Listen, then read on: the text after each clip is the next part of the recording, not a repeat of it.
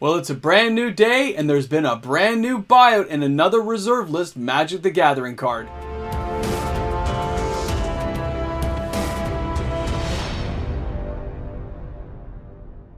Hi everyone and welcome back. MTG Moxman here. That's right, the guy who never graduated Magic University. Hope you're having an awesome day wherever you are in the world of Magic. And if you're new to this channel, you've just found me in the Nacho Cheese universe of YouTube.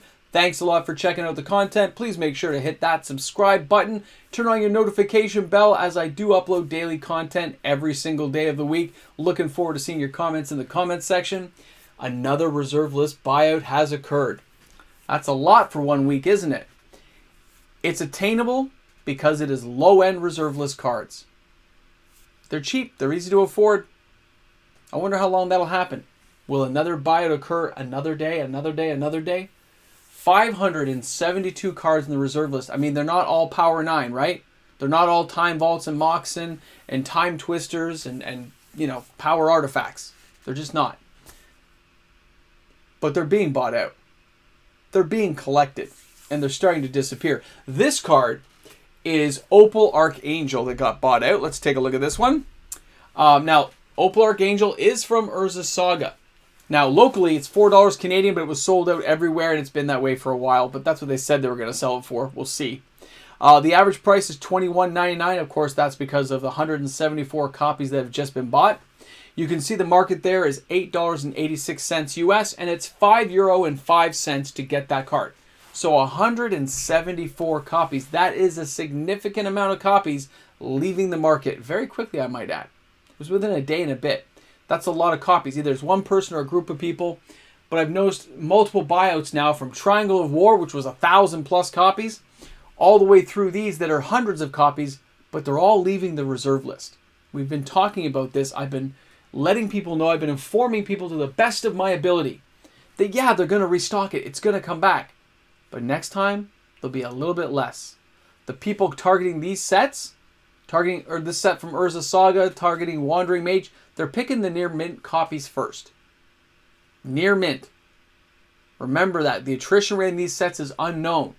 So in the future, with the player base growing the way it is, and some people, let's just say 1% of the new players eventually get into looking at reserve list cards at some point, there's really not enough to go around.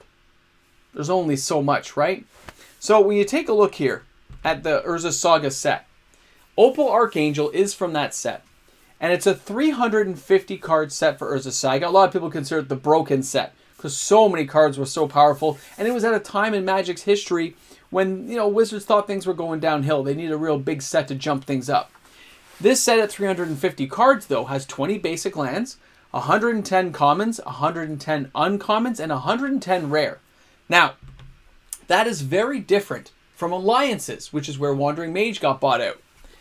Alliances, because it is a smaller set size and there are less rares, but it's in 12 card packs. There's a lot more printed of a particular rare from Alliances than there is from Urza's Saga. Alliances had 46 rares, 45 rares, and you got Urza's Saga here with 110. That's more than double the amount.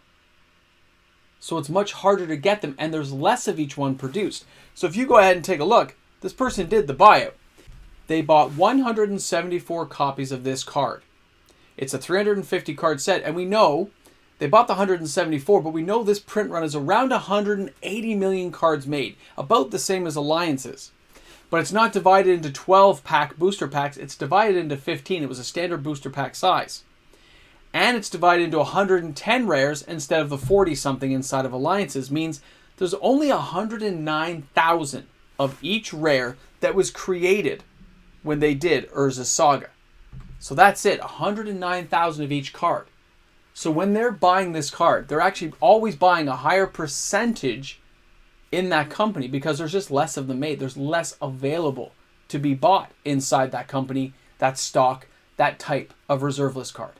So when you go ahead and look at the last figure here, this buyout, like the persons who did it now own 0.15% of the total printed cards.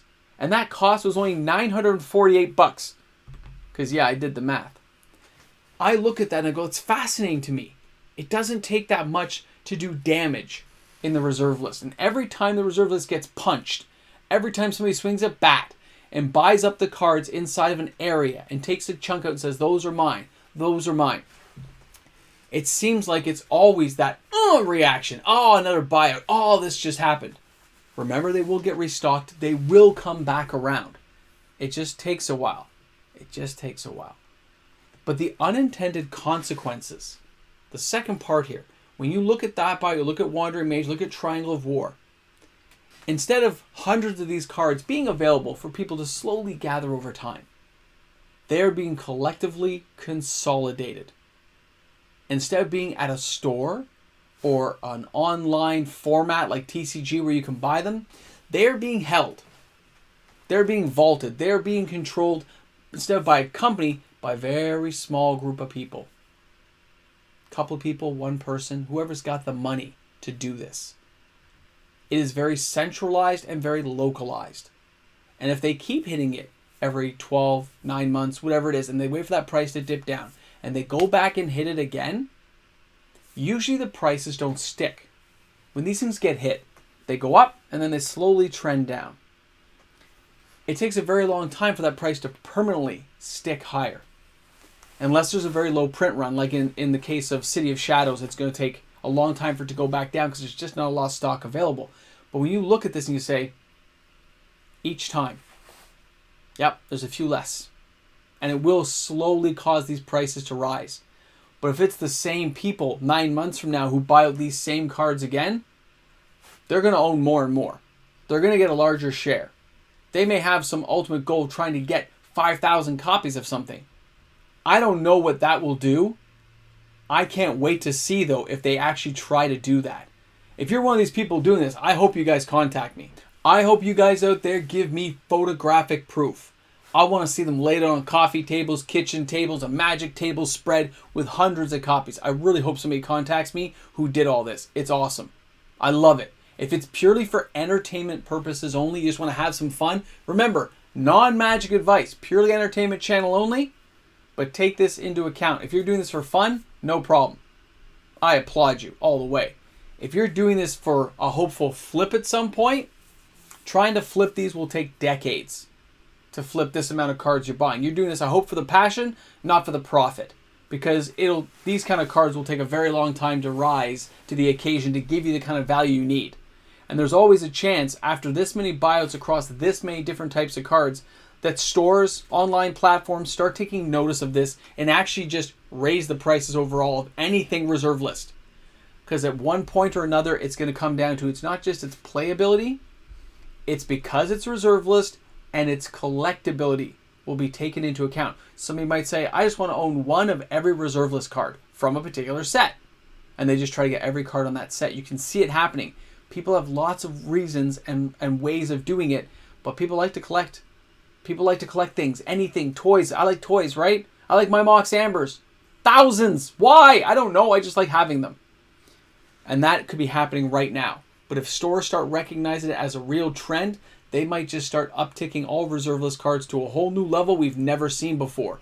This is going to be a very entertaining 5 years, and I can't wait to share it with you guys. It's going to be awesome.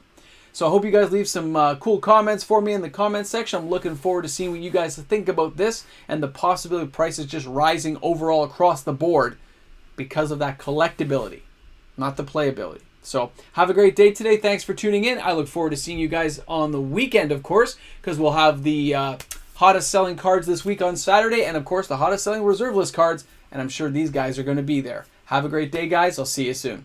And of course, a big shout out goes out to all the fantastic patrons on the channel who make everything here happen each and every day. Thank you so much, everyone, for that continued support. Looking forward to seeing you guys on the weekend. Let's have a great day today. Well, it's Friday. You guys made it to the end of the video. If you made it this far, I want you to put Necronomicon inside the comment section. Just Necronomicon, just so I know you're the ones who made it this far. And as a bonus, we're going to put Noel Hunter